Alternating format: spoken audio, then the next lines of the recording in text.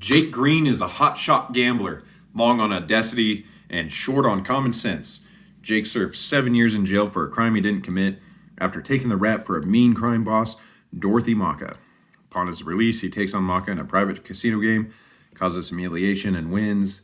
While Maka puts out an order on his life, Jake meets up with Avi and Zach, who protect him and plot to take Maka down. Now, that was a summary plot retrieved from Google. First rule of business, protect your investment. And it really only describes a tenth of Jake Green's cultivation into the first 3 minutes or so of the movie. There's a lot of foretelling going on.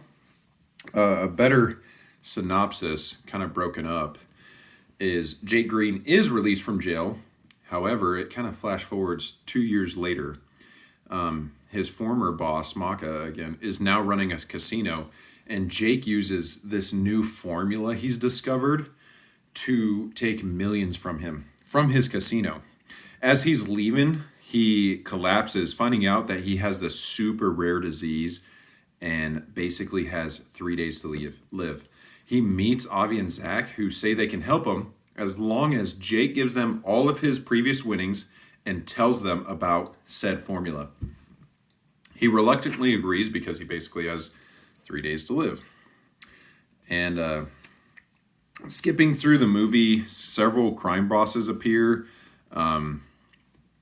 namely Sam Gold, which should be remembered. Jake finds out later on that Avi and Zach have scorned Gold, but they got away with it. The only two people to ever do it. It's never been done before. Nobody messes with Sam Gold.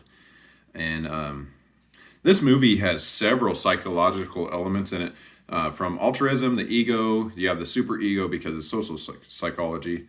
And I would like to focus on the cliches of conformity throughout this. And basically, conformity is matching attitudes, beliefs, behaviors, to the group norms, politics, or like minds.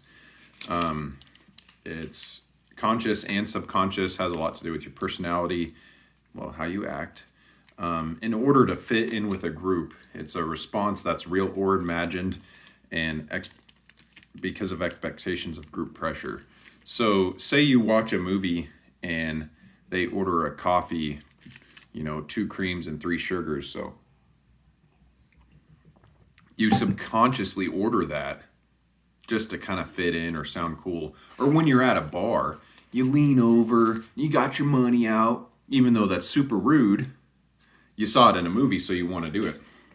That's the imagined expectations of this group pressure here.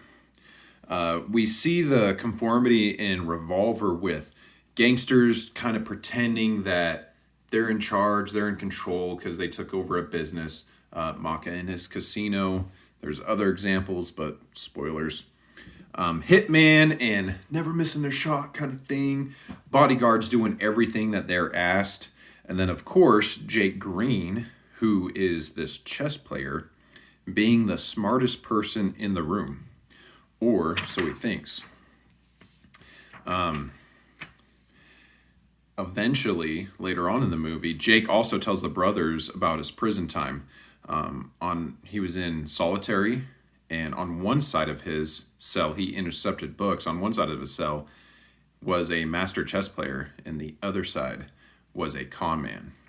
Dangerous combination, chess and cons. And he intercepted the books, and one would write down games of the con in the back of Quantum Mechanics Part 4, or chess moves, and they would play games with each other. Later, they escaped and left him behind after kind of telling him about this formula that hacks life, kind of, basically, only to find out that when he got out, they took everything from him, money included. Revolver also kind of goes against the social norm with conformity. Towards the end of the movie, Jake is kind of set up to exact revenge on his former boss, Maka, and instead he lets him live, going against the conformity that's been set up until this point of the movie.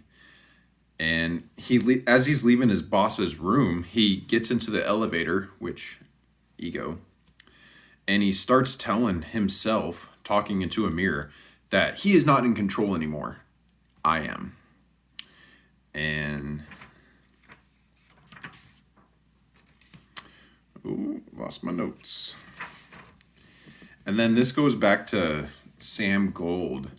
Avi and Zach are starting to